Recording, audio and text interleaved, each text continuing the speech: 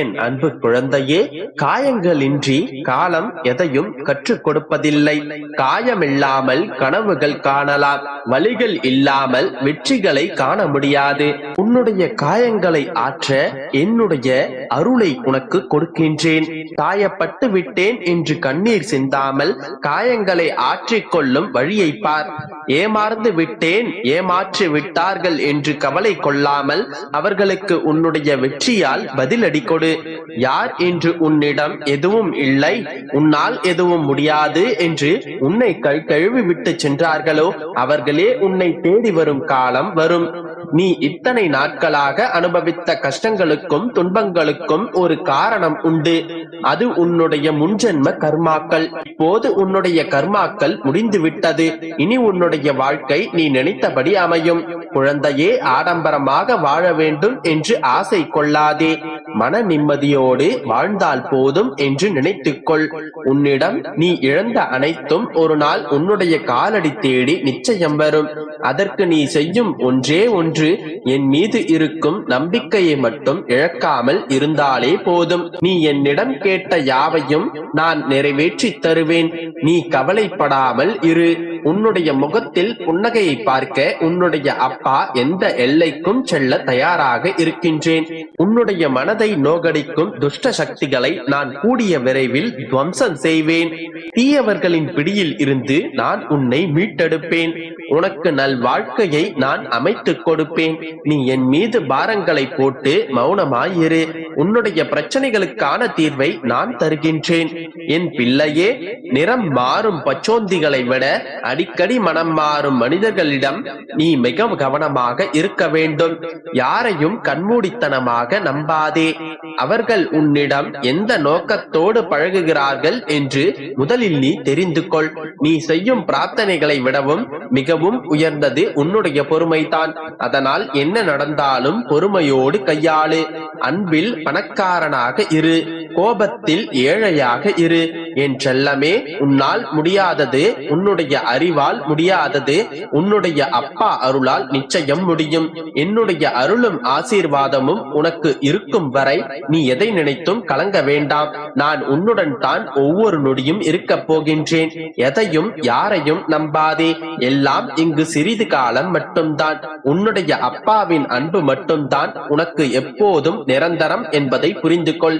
இத்தனை நாட்களாக நீ காத்திருந்த தருணம் இப்போது வந்து விட்டது. இந்த பெருமாளின் வார்த்தைகளை கேட்டு மன நிம்மதியோடு இரு. எதை நினைத்தும் கலங்காதே. சகலமும் நான் பார்த்துக் கொள்கின்றேன்.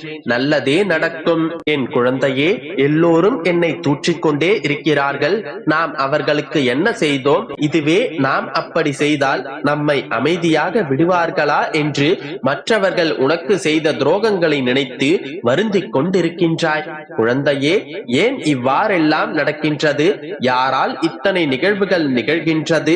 அப்படி என்ன தவறை நான் செய்து விட்டேன் என்று தினமும் நீ வருந்திக் கொண்டே இருக்கின்றாய். வாழ்க்கை என்னும் பெருங்கடலில் வாழ்கின்றாய். உன்னை நோக்கி வரும் அனைத்துமே ஏற்கனவே நிர்ணயிக்கப்பட்டது. அவற்றை தான் நாம் விதி என்கின்றோம். உன்னுடைய வாழ்க்கையில் விதி என்பது நல்லதோ கெட்டதோ, உன்னுடைய வாழ்க்கையில் தினம் தினம் அசைகின்ற அசைவுகள் கூட அது ஏற்கனவே நிர்ணயிக்கப்பட்டதுதான். நீ விரும்பினாலும் விரும்பாவிட்டாலும் ஏற்கனவே விதிக்கப்பட்ட நிகழ்வுகள் நடந்தே தீரும். வாழ்க்கையில் ஒரு பக்கம் விதி, மற்றொரு பக்கம் கர்ம வினை. இவை இரண்டும் தான் இன்று உன்னுடைய வாழ்க்கையில் ஏற்பட்ட சுமைகளுக்கு காரணம். இவற்றிலிருந்து நீ மட்டுமல்ல, எவரும் தப்ப முடியாது. ஆனால் கண்மணியே, என்னுடைய பார்வைக்கு நீ திரும்பினால் உன்னுடைய வசத்தை நான் கைப்பற்றி உனக்கான அனைத்து சிக்கல்களிலிருந்து உன்னை நான் மீட்டெடுப்பேன். என்னுடைய பிள்ளைகளின் பாவங்களையும் துன்பங்களையும் அனுதினமும் நான் கரைத்துக் கொண்டுதான் இருக்கின்றேன். இந்த பெருமாளின் மடியில் அமர்ந்து கொண்டு நீ எதற்காகவும் பயப்பட தேவையில்லை. எவன் ஒருவன் என்னை நம்பி என்னிடம் சரணாகதி அடைந்து என்னுடைய ஆலயத்தில் காலடி வைக்கின்றானோ அவனுடைய பாவங்கள் கரையப்பட்டு அவன் காப்பாற்றப்படுவது சர்வ நிச்சயம். எனவே எத்தனை சிக்கல்கள் உன்னுடைய வாழ்வில் வந்தாலும் கலங்கி நிற்காதே. என் மீது நம்பிக்கை வை. அனைத்தையும் அறிந்தவன் நான். அனைத்தையும் செய்பவன் நான். செயலும் நானே, விளைவுகளும் நானே. நான் ஏற்கனவே பலமுறை கூறியுள்ளேன், என்னுடைய அனுமதி இல்லாமல் ஒரு இலை கூட அசையாது என்ற போது நீ எதற்காக தேவையில்லாமல் வருத்தப்பட வேண்டும்? உன்னுடைய எதிர்காலம் பற்றி சதா சர்வ காலமும் வருத்தப்பட்டு கொண்டிருக்கிறாய். நடக்குமா, நடக்காமல் போய்விடுமா, இழந்து விடுவோமா, இனி சந்தோஷ தருணங்கள் காணலாகி விடுமா என்று புலம்பிக் கொண்டே இருக்கின்றாய். நீ எப்படி வாழ வேண்டும் என்பதை நான் தினமும் எழுதி கொண்டுதான் இருக்கின்றேன். உன்னை அனைத்திலும் சிறந்து விளங்கும்படி நான் செய்வேன். உன்னுடைய மனம் வாடும்படி எதுவும் நிகழாது. எப்படிப்பட்ட சூழ்நிலைக்கு தள்ளப்பட்டாலும் நீ கலங்காதே. எப்போது என்னை தேடி வந்து நானே சகலமும் என்கின்ற நம்பிக்கையில் உன்னுடைய வாழ்க்கையை என்னிடம் ஒப்படைத்தாயோ அந்த கணமே உன்னுடைய பாவங்கள் ஒழிந்து விட்டது. அதனால் நம்பிக்கையோடு இரு. என் அன்பு குழந்தையே, உன் வாழ்விற்காக நீ நிறைய திட்டங்களை வைத்துக் கொண்டிருக்கின்றாய். பல திட்டங்களை போடுகின்றாயே தவிர எது உனக்கு நன்மை தரும் என்று உனக்கு தெரிவதில்லை. திட்டங்களை தீட்டி வைத்த நீ அதை எப்படி செயல்படுத்துவது என்று தெரியாமல் திணறிக் கொண்டிருக்கின்றாய். உன் தங்கமே, நடந்தது, நடப்பது, நடக்கப் போவது என் பிள்ளைக்கு எது நன்மை தரும் என்பதும் எனக்கு தெரியும். எவன் ஒருவன் தனது ஆசைகளை, மனதின் அடி ஆழத்தில் இருக்கும் விருப்பங்களை என் பாதங்களில் ஒப்படைத்துவிட்டு பூரண விசுவாசத்துடன் பலனை எதிர்பார்க்கின்றானோ, நான் அவனை நல்ல வழியிலேயே வழிநடத்துவேன். அனன்யமாக சரணாகதி அடைந்த பக்தனை எந்த ஒரு ஆபத்தும் இல்லாமல் காப்பாற்றுவது என்னுடைய பொறுப்பு. அப்படியாக என்னிடம் சரணாகதி அடைந்த என் செல்ல பிள்ளை நீ. உன் மீது எனக்கு இருக்கும் அன்பு எல்லையற்றது. நீயே என்னை மறந்தாலும் நான் உன்னை மறக்க மாட்டேன். நீயே என்னை விட்டு விலகினாலும் நான் உன்னை விட்டு விலக மாட்டேன். உனக்கும் எனக்கும் இடைவெளி ஏதுமில்லை. நாம் இருவரும் எப்பொழுதும் இணைந்தே இருக்கின்றோம். ஒவ்வொரு முறையும் என் பாதங்களில் நீ தலை சாய்ப்பது உடல் அளவில் செய்யப்படும் மரியாதை மட்டுமே.